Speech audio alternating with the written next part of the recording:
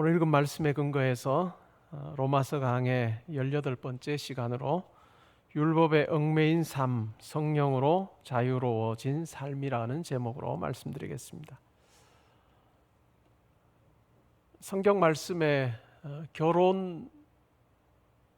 실제적인 결혼 사건도 결혼도 많이 다루고 있고, 또 결혼을 예로 들어서 어떤 내용을 설명하는 경우도 꽤 많이 있습니다.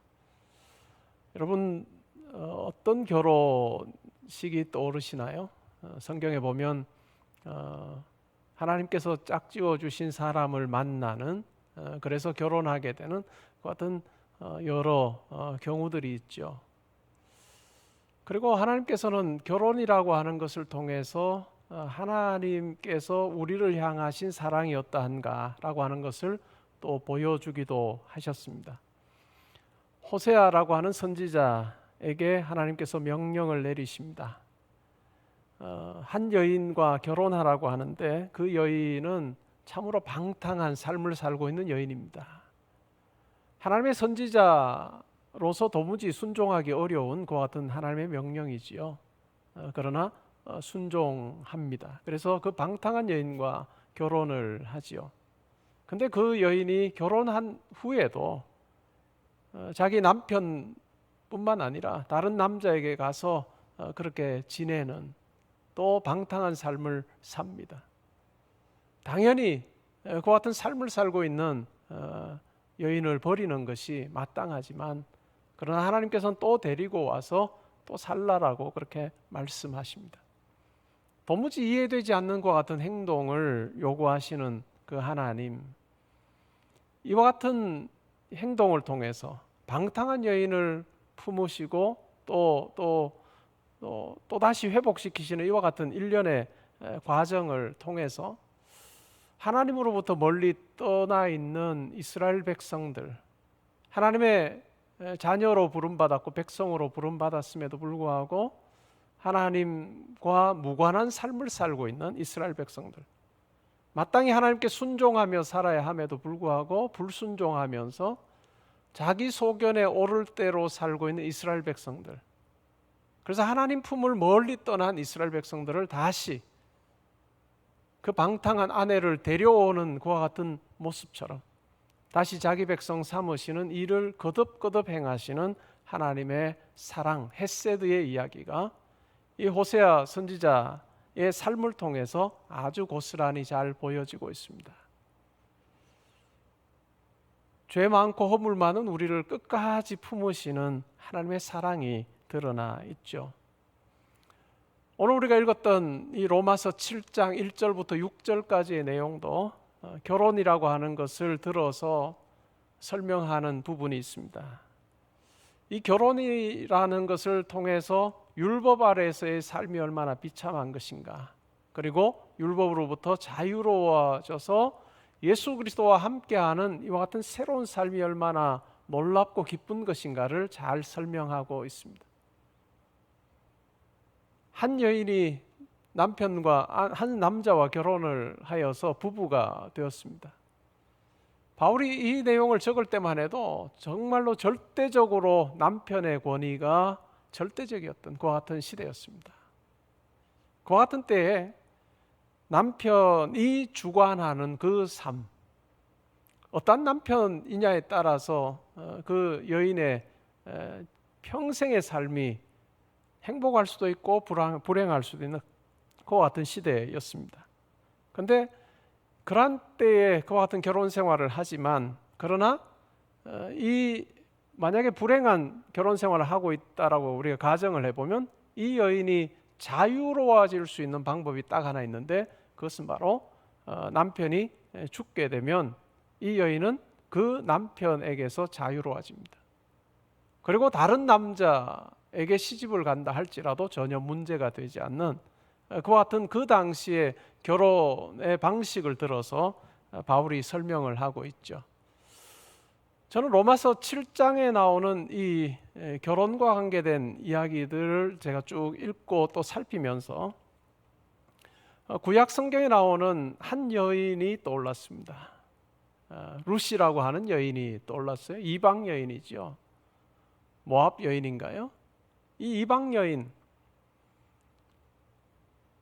이스라엘 남자와 결혼을 했습니다. 나옴이라고 하는 시어머니가 있었고요. 이스라엘 남자와 결혼을 해서 모압 지방에 살고 있는데 남편이 죽습니다. 그리고 이 나오미에게는 두 아들이 있었는데 두 아들 다 죽어요. 그러면 그 당시에 보면 뭐 남편이 죽게 되면 그 홀로 남은 여인이, 특별히 이방 여인이기 때문에 그냥 자기 삶의 자리로 돌아가서 새로운 삶을 살 수 있는 그와 같은 환경이었습니다. 그럼에도 불구하고 그런 상황이지만 룻은 나오미라고 하는 시어머니와 함께 하겠다라고 하는 그와 같은 맹세 다짐을 합니다. 그리고 그 다짐대로 아주 신실하게 시어머니에게 선의를 베푸는 그와 같은 삶을 살죠. 결국 비참하게 된 이 나오미와 룻이 베들레헴으로 돌아옵니다. 베들레헴, 이스라엘 자기 고향으로 이 나오미가 돌아오죠. 고향으로 돌아오는 그 모습을 우리가 한번 생각해 보면 어떨까요? 참 비참했을 것입니다. 나오미 본인이 남편을 잃고 두 아들을 잃고 이방 지역에서 살다가 자기 고향으로 돌아오는, 그러면서 그 옆에는 며느리, 이방인 며느리를 데리고 돌아오는 그 나오미의 삶을 생각을 해보면 아무것도 가진 것이 없는 것 같은 삶, 비참한 삶이라고 할 수 있습니다. 더군다나 자기의 고향으로 돌아오면서 많은 사람들의 눈을 의식하지 않을 수 없었을 텐데 달리 방법이 없어서 고향으로 돌아올 수밖에 없는 그와 같은 정말 바닥과 같은 그와 같은 삶이었습니다. 고향으로 돌아와서 그들이 살아가는 그 방식을 성경에서는 이야기를 하는데, 이 며느리 룻이 추수하는 그 밭에 가서 추수하는 일꾼들이 추수를 하고 나서 약간의 이삭을 남겨두면 그 이삭을 주워서 집에 와서 시어머니와 함께 밥을 해먹는 참 비참한 삶을 삽니다. 이제는 더 이상 대를 이을 수도 없는 그와 같은 어려움 가운데 있죠. 그러나 친척 중에 보아스라고 하는 사람이 있다는 것을 알게 되고, 또 마침내는 그 보아스라고 하는 사람이 기업 무르는 사람의 역할을 하게 되어서 이 룻과, 이방 여인 룻과 결혼을 합니다. 결혼을 하여서 결국 이 나오미의 대가 끊어지지 아니하도록 하는 그와 같은 은혜를 베풀어 주죠. 그래서 보아스와 룻 사이에 아이가 태어납니다. 이 아이의 태어남은 정말 비참했던 그 나오미와 룻의 삶에 완전히 새로운 기쁨과 행복을 가져다 주었습니다. 두 사람의 비참했던 삶에 보아스라고 하는 남자가 등장하고 또 한 아기가 태어납니다. 그러면서 우리가 동화에서 보는 것처럼 정말 그 이후로는 잘 먹고 잘 사는 행복한 가정을 꾸리게 됩니다. 그러한 이야기, 결혼을 통해서 완전히 삶이 달라진 이야기가 룻기에 나오는데, 근데 룻기는 거기서 끝나지 않습니다. 이 아기가 태어난 이야기를 하면서 족보 이야기를 하는데, 이 아기가 바로 다윗의 할아버지입니다. 다윗의 할아버지. 그래서 이 아기의 아들이 이새이고 또 손자가 다윗이 되는, 그리고 마침내는 이 계보에서 예수 그리스도가 태어나게 되는, 역사 속에서 가장 위대한 하나님의 일하심이 있는 가문을 이루게 됩니다. 비참함으로 끝날 것 같은 그와 같은 삶에 신의를 지키면서 끝까지 사랑으로 함께했던 이 룻의 삶에 하나님의 헤세드가, 하나님의 자비가, 긍휼이 임하게 될 때 도무지 상상도 할 수 없었던 그 은혜가 부어지게 된 놀라운 사건, 그것이 바로 룻의 이야기입니다. 이 룻의 이야기 속에는 바다를 가른다든지 또 성을 무너뜨리는 것과 같은 기적과 같은 그와 같은 내용은 없습니다. 정말 하나님이 계시는 건 맞는가? 정말 우리 삶을 붙들어 주시는 건 맞나? 라고 하는 때로는 의문부호가 많이 달리는 것 같은 일상의 삶, 그러면서도 드라마틱한 일은 별로 벌어지지 아니하는 것 같은 그와 같은 삶, 그러나 하나님께서 보이지 않는 손길로 이 여인을 붙들어 주셔서 마침내 하나님의 놀라운 일을 경험하게 하시는 우리의 일상 속에서의 보이지 않는 하나님을 너무나도 분명하게 잘 보여주는 이야기입니다. 이와 같은 것은 우리의 이야기이기도 하죠. 때로는 신앙생활을 하면서 과연 하나님께서 계시는 건 맞는가? 하나님께서 내 삶에 함께 하신다면 왜 드라마틱한 일이 일어나지 않는가? 때로는 왜 내가 실패하게 되는가? 내가 하나님 앞에 기도했음에도 불구하고 왜 하나님께서는 내가 구한 것을 거절하시는 것처럼 나를 대하시는가? 라고 하는 생각을 품고 살아가는 우리에게 여전히 하나님께서 가장 선하게 우리를 붙들고 계시고 인도하신다라고 하는 것을 우리로 하여금 고백하게 하는 놀라운 이야기입니다. 결혼을 통해서 완전히 삶이 달라진 한 여인의 이야기를 제가 말씀드렸는데, 그 여인의 이야기보다도 어찌 보면 더 놀라운 변화에 대해서 오늘 바울이 이야기를 하고 있습니다. 어떤 이야기일까요? 한번 살펴보죠. 7장 1절에서 이렇게 말합니다. 형제들아, 내가 법 아는 자들에게 말하노니 너희는 그 법이 사람이 살 동안만 그를 주관하는 줄 알지 못하느냐. 살 동안만이라고 하는 이 말 속에서 죽음이라고 하는 것이 대두됩니다. 그리고 주관이라고 하는 이 말을 통해서 뭔가 이렇게 올가매고 힘들게 하는, 다스리는 그 같은 부분에 대한 이야기를 하려고 하는 것 같습니다. 이와 같은 다스림이라고 하는 것, 그것은 법이 다스린다라고 하는 것은 그 사람이 살아있는 동안에만 가능하다. 그 사람이 죽게 되면 더 이상 아무리 큰 힘을 휘두르는 그 법이라 할지라도 더 이상 소용없게 됨에 대한 이야기를 합니다. 그러면서 이제 결혼 이야기를 하지요. 2절에 보시면 남편 있는 여인이 그 남편 생전에는 법으로 그에게 매임받으나 만일 그 남편이 죽으면 남편의 법에서 벗어난다. 그러므로 만일 그 남편 생전에 다른 남자에게 가면 음녀라. 그러나 만일 남편이 죽으면 그 법에서 자유롭게 되어서 다른 남자에게 갈지라도 음녀가 되지 아니한다라고 이야기를 합니다.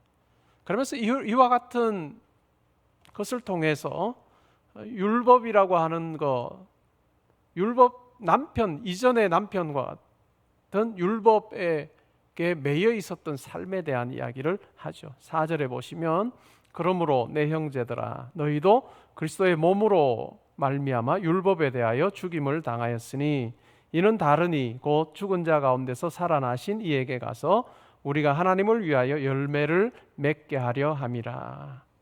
이전의 삶에 대해서 5절에 이야기를 하죠. 우리가 육신에 있을 때에는 율법으로 말미암는 죄의 정욕이 우리 지체 중에서 역사하여 우리로 사망을 위하여 열매를 맺게 하였다. 율법 아래에 있던 삶에 대해서 5절에 이야기합니다. 율법 아래에 있을 때는 죄의 정욕이 우리 지체 중에 역사하여서 우리로 사망을 위하여 열매를 맺게 하는 삶을 살게 했다라고 하는 이야기이죠. 이 율법이 지배하는 그 삶을 이렇게 생각해 볼 수 있을까요? 아주 정말 많은 것을 요구하는 남편. 아침에 눈을 뜨면 해야 될 목록을 수십 가지를 적어둔 그 종이를 건네주는 남편이라고 한번 생각해 볼까요? 아내에게 오늘 이 수십 가지 일을 정말 빠뜨리지 않고 꼼꼼히 다 해야 돼 라고 하는 요구를 하는 남편. 그 같은 남편과 사는 삶이 바로 율법 아래 있는 우리의 삶이었다라고 하는 이야기를 합니다. 근데 그 남편이 어떨까요? 그냥 뭐 수십 가지 이것 해라고 이야기하고 그냥 대충 했는지 안 했는지 그냥 살피는 정도가 아니라 아예 완벽주의자여서 실질적으로 하라고 했던 그 하나하나 항목에 대해서 실제로 자기가 원하는 수준대로 했는지 안 했는지를 꼼꼼히 점검하는 그와 같은 남편, 그것이 율법 아래에 있었던 우리의 삶이다라고 하는 이야기를 하는 거죠. 예를 들어서 다림질을 해야 된다고 하면 바지에 주름을 잡을 때 처음에 잡아둔 그 주름과 일치해서 처음부터 끝까지 정확하게 일치해야 되는 그와 같은 다림질을 하기를 요구하는 그와 같은 남편, 조금이라도 엇나가게 되어서 어떤 부분이 이중으로 줄이 잡히게 되면 호통을 치고 다시 하라고 요구하는 그와 같은 정말 완벽주의자 남편과 사는 그와 같은 삶, 도무지 감당할 수 없는 것 같은 삶입니다. 그 무게에 짓눌려서 힘들고 정말 불행한, 내가 언제 이 남편으로부터 내가 자유로워질 수 있을까 학수고대하면서 살 수밖에 없는 것 같은 삶에 대한 이야기를 합니다. 근데 도무지 이 율법이라고 하는 이 남편이 요구하는 것을 맞출 수 있는 능력이 없습니다. 우리의 연약함 때문에, 또한 우리 안에 있는 죄 때문에, 죄의 정욕 때문에 도무지 하라는 것을 할 수 없고 하지 말라는 것을 하게 되는 그와 같은 연약함이 있는 죄의 몸을 가지고, 또한 죄의 본성을 가지고 살아가는 그와 같은 삶에 대해서 이야기를 합니다. 그와 같은 삶의 열매에 대해서 이야기하는데 5절에서 바울이 이렇게 말합니다. 우리로 사망을 위하여 열매를 맺게 했다.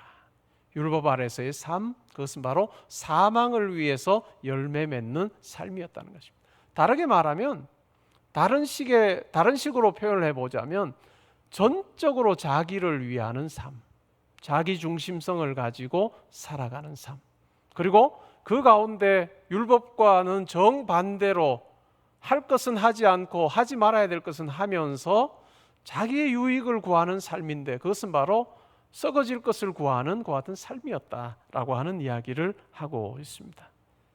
그러한 율법 아래에서의 삶에서 이제 4절에 보면 우리가 새로운 남편을 만나게 된 이야기를 합니다. 이제 남편이 죽어서 새로운 결혼 생활을 하게 된 것이 아니라 이제는 우리가 죽어서 새로운 결혼 생활을 하게 된 것에 대해서 이야기를 합니다. 그러므로 내 형제들아, 너희도 그리스도의 몸으로 말미암아 율법에 대하여 죽임을 당하였으니, 예수 그리스도께서 십자가에서 달려 죽으실 때 죄의 모든 저주를 다 감당하시고 죄값을 다 지불하심으로 말미암아 이제는 율법에 대해서 죽은 자 되게 하신 그 은혜에 대해서 이야기를 합니다. 이는 다른 이 곧 죽은 자 가운데서 살아나신 이에게 가서, 누굴까요? 예수 그리스도에게 가서 예수 그리스도의 신부가 되어서 예수 그리스도가 새로운 남편이 되셔서 우리가 하나님을 위하여 열매를 맺게 한다라고 하는 이야기를 합니다.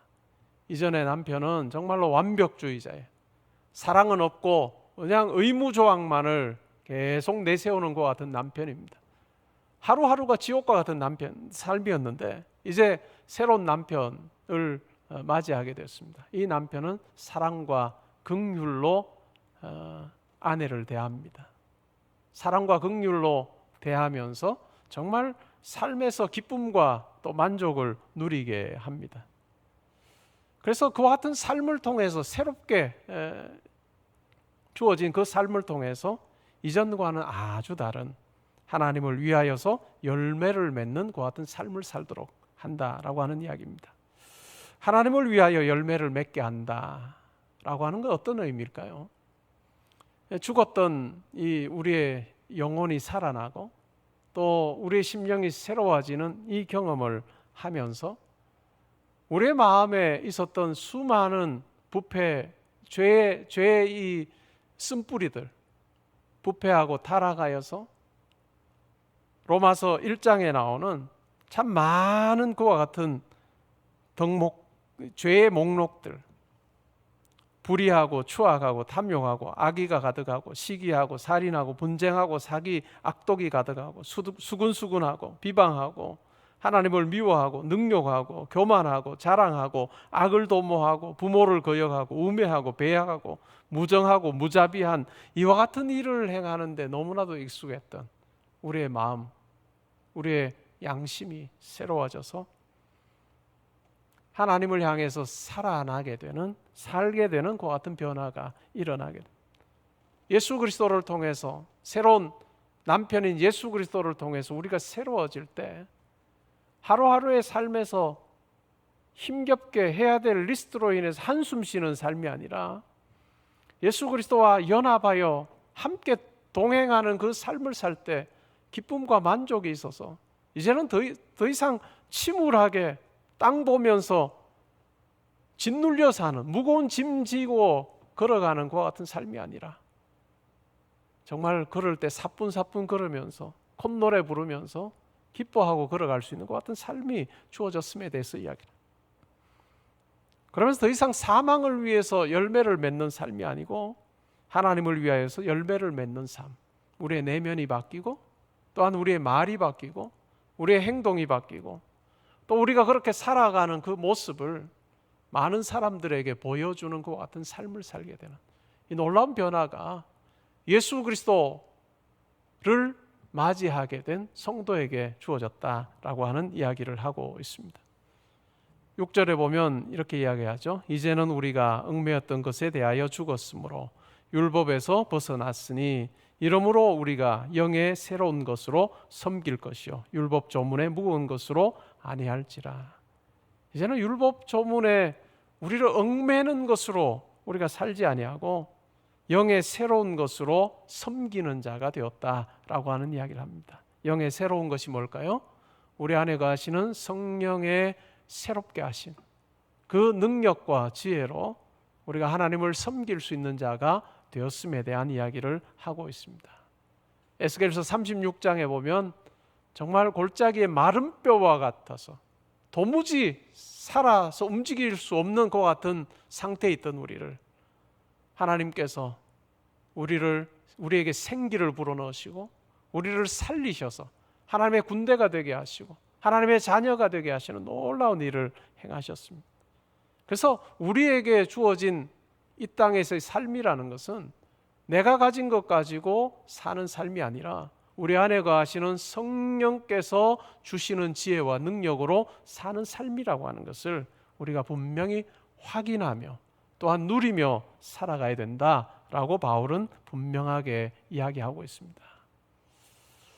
여러분의 하루하루의 삶이 어떠하신지요?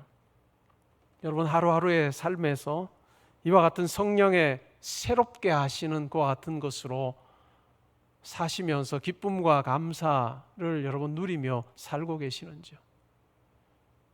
해야 되는 많은 율법의 요구사항 앞에 짓눌려서 도무지 감당할 수 없는 그와 같은 일 앞에서 의기소침하여서 한탄하며 사는 삶이 아니라 예수 그리스도와 함께 연합하여서 함께 동거하고 함께 지내는 그 감격을 누리면서 내 삶을 통해서 하나님을 위해서 아름다운 열매를 맺는 그와 같은 삶을 살고 있는지를 잘 살피는 것이 필요한 것 같습니다. 그러면 우리가 어떻게 하면 이와 같은 하나님을 위한 열매를 맺으며 살 수 있을까요? 이 하나님을 위한 열매라고 하는 것은 하나님 중심성이라고 생각해 볼 수 있습니다. 사망을 위한 열매는 자기 중심성이고요. 하나님을 위한 열매는 하나님 중심성입니다. 이것이 구원받은 성도에게 일어나는 가장 큰 변화이지요. 겉모습으로는 똑같이 열심을 내고 무언가를 향해서 달려가는 부분은 믿는 자와 믿지 않는 자가 별로 다르지 않을 수 있습니다. 학생이면 열심히 공부하는 것이고 직장인이면 자기에게 주어진 일을 감당하는 것, 믿는 자건 믿지 않는 자건 별로 겉모습은 차이 나지 않습니다. 그런데 확연히 차이 나는 부분이 있을 거예요. 어떤 부분일까요? 내면의 부분은 차이가 납니다. 공부하는 학생에게 있어서 예수를 믿는 학생은 내가 열심히 공부하는 이것 내가 내 힘으로 내 지혜로 감당하는 것이 아니고 하나님께서 주시는 지혜로 또 하나님께서 주시는 건강으로 내가 감당합니다라고 하는 그 고백을 가지고 그 마음을 가지고 공부의 자리에서 열심히 내는 거예요. 그리고 하나님께서 그 공부를 통해서 어떤 결과를 허락해 주실 때 이건 내가 수고해서 내가 얻은 것이다라고 생각하지 아니하고 하나님께서 나에게 주셨습니다라고 하는 그 고백을 하는 것, 그것이 바로 믿는 성도의 삶이라 할 수 있습니다. 믿지 않는 사람들은 어떨까요? 내가 한 수고의 결과로 성공을 이야기를 합니다. 그러나 믿는 성도는 내가 얻은 그 성공이라고 하는 것, 그것은 바로 하나님께서 주셨음을 고백하고 잊지 아니하는 것, 그것이 매우 중요한 것이죠. 저는 하나님께서 제 삶에 허락하신 좋은 일에 대해서 수도 없이 되뇌입니다. 잊어버릴까 봐, 망각할까 봐 수도 없이 다른 사람에게도 이야기하고 저에게도 이야기하고 때로는 혼잣말로 이야기하고 기도 시간에 이야기를 하고 하나님께서 저에게 이 놀라운 일을 허락해 주셨습니다라고 수도 없이 고백할 때 마음속에 감사가 자리 잡게 됩니다. 우리가 이 작업을 하지 않으면 어느 순간 그냥 내가 누렸던 그 일은, 내가 얻었던 그 성과는 내 것으로 전락해버리는, 그래서 그것에 대해서 감사하지 못하는, 말씀해 보면 우리가 성도가 마땅히 드려야 될 것이 감사의 제사인데 이 감사의 제사를 우리가 하나님 앞에 올려드리지 못하며 살게 되는, 그러면서 감사의 그 열매가 오히려 사망의 열매가 되어버리는 것 같은 아주 곤란한 일들이 우리 가운데 일어날 수 있다는 거죠. 여러분, 하나님께서 여러분들에게 허락하신 여러 일들, 감사할 만한 많은 일들을 얼마나 계속해서 감사하며 살고 계시는지요. 한두 번 감사로 그치지 아니하고 하나님께서 나에게 이와 같은 은혜를 베풀어 주셨습니다를 끊임없이 되뇌이고 반복할 때 우리의 삶이 하나님과 함께하는 삶임을 우리는 확인하며 살 수 있습니다. 때로 우리가 큰 여리고성과 같은 큰 성이 무너져야, 아니면 홍해와 같은 바다가 쫙 갈라지듯이 내 삶에 그와 같은 일이 일어나야 감사하겠습니다라고 하는 그 마음가짐이면 어찌 보면 우리의 삶에 감사를 한 번도 하지 못하고 마지막 호흡해야 될 수도 있다는 거죠. 그러나 매일의 삶에 하나님께서 나에게 주신 그 은혜를 붙들고 살 때, 그것을 망각하지 않고 살 때 우리가 하나님 중심성을 유지하면서 살아갈 수 있다는 것, 우리가 기억할 필요가 있습니다. 여러분, 최근에, 아니 오늘 감사한 내용이 어떤 것이 있습니까? 목사님, 저 오늘 감사할 일 없었습니다. 과거에 있었던 일을 감사하셔야 돼요. 우리의 기도는 하나님 앞에 간구하는 것만이 아니라 하나님께서 예수 그리스도 안에서 나를 아들로 딸로 삼아주신 그 놀라운 그 구원의 은혜를 하나님 앞에 노래할 뿐만 아니라 내 삶에 함께 하셨던 하나님의 구체적인 인도하심, 손길에 대해서 감사하는 그 시간이에요. 우리에게 이 감사가 빠지게 되면 우리의 기도는 정말로 맹탕이 됩니다. 우리의 기도는 하나님께서 기뻐하시는 그와 같은 감사의 기도, 하나님께서 기뻐하시는 천사들이 언쟁반에 우리의 기도를 들고 올라가는 그와 같은 기도가 될 수 없다는 것이죠. 여러분, 감사를 생활하셔야 돼요. 하나님께서 행하신 그 일을 우리가 되새기며 감사함으로 나아갈 때 내 중심성에서 하나님 중심성으로 계속해서 바뀌는 경험을 할 때 비로소 내 삶에 하나님께서 함께 하시는구나라고 하는 분명한 믿음과 확신이 생기시죠. 이 감사가 사라질 때 믿음 생활, 정말로 확실한 믿음 생활 할 수 있는 사람 아무도 없을 거예요. 감사가 사라질 때 우리의 믿음의 분량도 점점 더 작아져서 우리의 입에서 내가 정말 하나님 믿는 사람 맞는가? 내가 정말 예수 믿나? 라고 하는 그와 같은 이야기하며 종교인으로 전락해버릴 가능성도 충분히 있다는 것이죠. 여러분의 삶에 예수 그리스도께서 우리를 위하여 십자가에 달려 우리의 모든 죄값을 지불해 주신 그 놀라운 은혜를 날마다 기억하면 좋겠습니다. 2000년 전에 케케묵은 정말 화석 같은 구와 같은 유물이 아니라 오늘 나에게 하나님께서 여전히 십자가를 통해서 부어주시는 그 은혜가 있음을 고백하는 그 신앙인의 삶이 우리 가운데 주어지면 좋겠습니다. 그리고 우리의 일상의 삶에 함께 하시는 하나님을 우리가 기억하며 노래할 때 우리의 인생을 쭉 더듬으면서 여러분에게 기억나는 많은 하나님께서 함께 해주신 일들을 떠올리면서 하나님 앞에 감사함으로 나아갈 때 바로 우리의 현재의 삶에 함께 하시는 하나님을 우리가 신뢰하게 됩니다. 기도원 삼배용사 수요 말씀과 기도 집회 한 가지의 기도 제목을 가지고 우리가 나아가서 또 때로는 하나님 앞에 소원하며 하나님께서 이 일 가운데 응답하시면 제가 하나님 위해서 이렇게 살겠습니다라고 하는 그 고백을 하는 것도 바로 정말 멀리 떨어져 있는 하나님이 아니라 내가 내 인생 사는 것이라고 하는 그 고백 가지고 사는 것이 아니라 정말 하나님께서 내 삶을 붙들어 주십니다라고 하는 것을 고백하는 기회로 삼는 정말 영적인 추수에 있어서 매우 중요한 절기가 바로 개포동교회 이 9, 10, 11월입니다. 때로는 하나님께서 우리에게 놀랍게 역사하셔서 자기의 은총으로 우리의 삶 가운데 어떤 일을 허락해 주셔도 이와 같은 예민함이 우리 속에 있지 않으면 이것이 하나님께서 주신 것인지조차도 모르고 사는 것이 우리일 수 있다는 것을 우리가 기억할 필요가 있습니다. 여러분, 어떤 사람이 행복한 사람일까요? 어떤 사람이 정말로 하나님께서 기뻐하시는 성도일까요?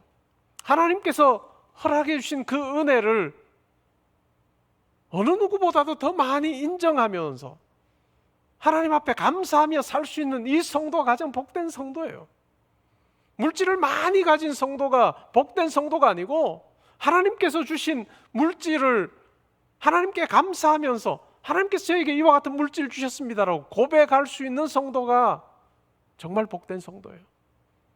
하나님께서 나에게 이와 같이 일할 수 있는 공간을 허락해 주셨습니다.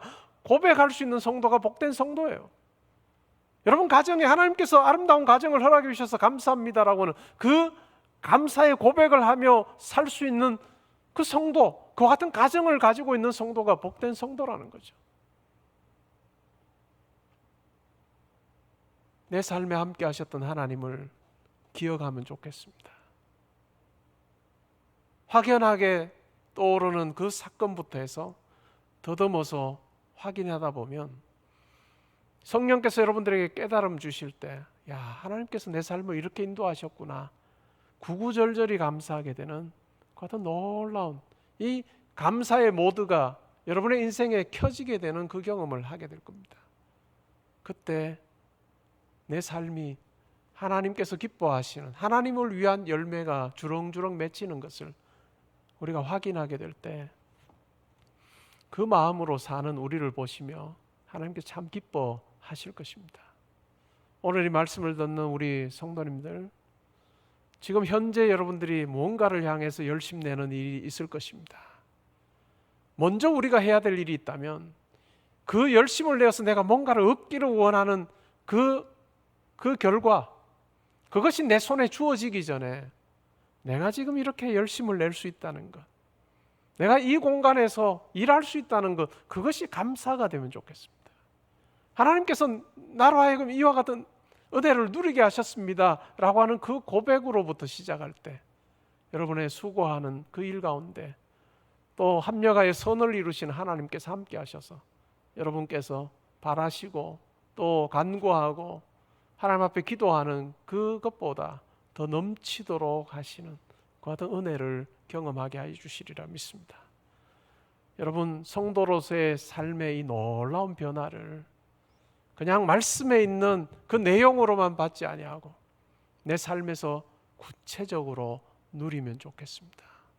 여러분, 오늘 댁에서 곰곰이 생각해 보시면서 오늘 하루가, 예배드린 이후에 오늘 하루가 수많은 감사들로 채워지고 그 감사가 고백되고 그것이 우리의 노래가 되는, 그래서 이 일련의 이 과정을 우리가 경험할 때 하나님께서 얼마나 기뻐하시고 즐거워하시는지를 확인하면서 하나님하고 함께하는 삶이구나 하는 것을 경험하고 때로는 어떤 일을 향해 달려가는 그 상황에서도 두려워하지 아니하는 내 하나님이 내 아버지가 이렇게 나를 붙들어 주셨으니 내가 할 일은 내가 하고 하나님께서 이 일 가운데 함께 하시리라 하는 분명한 확신 가지고 믿음으로 달려가는 우리 모든 성도님들 되시면 좋겠습니다. 이번 한 주간 여러분들이